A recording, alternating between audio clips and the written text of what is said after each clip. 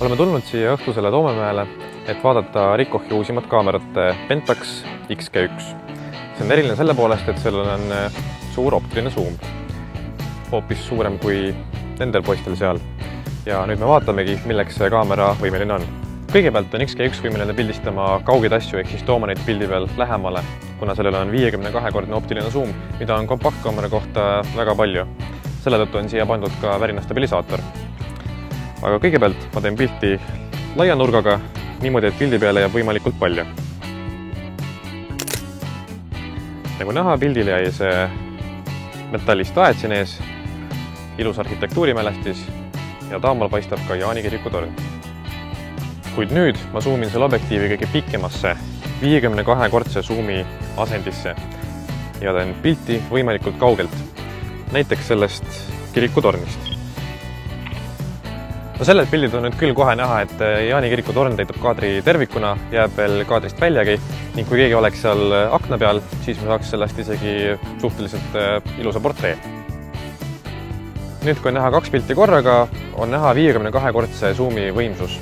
Esimesel pildil on mahtunud kaadrisse nii aed kui ka mõned majad, kuid teisel zoomitud pildil on kaadris ainult kirikutorn ja sedagi mitte tervikuna. Aga XG1 trumbiks ei ole mitte ainult zoomiga pildistamine, vaid ka makropildistamine. See tähendab seda, sellega saab teha pilti ka hästi lähedalt. Selleks, et teha makropilti, panin kaamera statiivi peale, mida on alati mõistlik teha, ning Pentax XG1 suudab teha makropilti 1 sentimeetri kauguselt.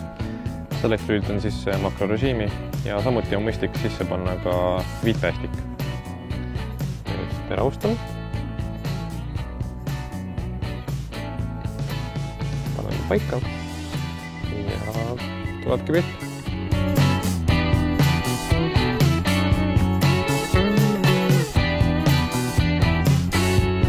Lisaks sellele, et Pentax XG1 näeb välja nagu pisike peegelkaamera, on sellel ka mõned muud omadused, mis neid kahte ühendavad.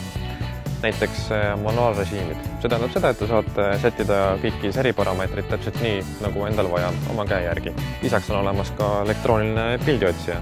See tähendab seda, et ereda päiksevalguse ajal on sellega mugavam kadreerida läbi selle vaadates.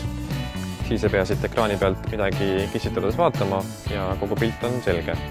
Ning lisaks suure zoomiga pildistamisel on väga mugav pildiotsjaga kadreerida selle tõttu, et kaamera on siis stabiilsemalt paigal ja see aitab teha teravamaid pilte.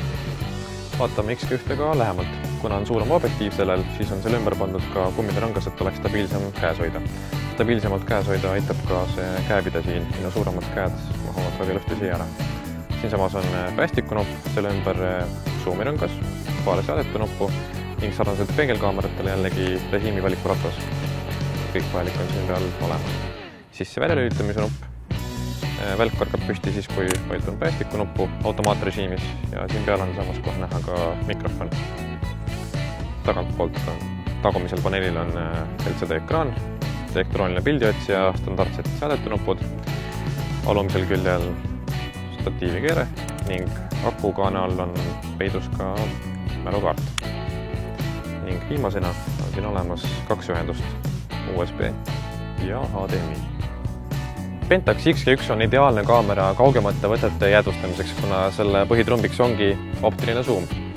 Sama hästi sobib see ka makrovõtete jaoks, kuna see teravustab 1 sentimeetri kaugusele. Ning kätte istub see ka suurepäraselt, täpselt nagu peegelkaamera. Ning kui Laurilisel kaamera taga oleks sama hea kaamera, sama hea optilise suumiga, siis mina oleksin kaadris tunduvalt suurem, üldsegi mitte nii väike.